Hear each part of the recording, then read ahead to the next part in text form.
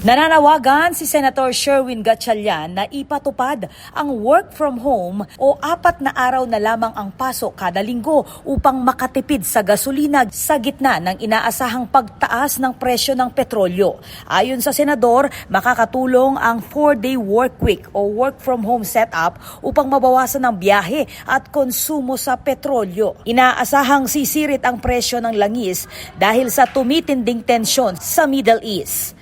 Nangangamba rin ang ilang mambabatas, hindi lamang sa dagdag presyo kundi sa posibleng kakulangan sa supply. Sa kasalukuyan, umiiral ang Republic Act 11165 o Telecommunicating Act na nagpapahintulot sa mga pribadong kumpanya na magpatupad ng work from home arrangement.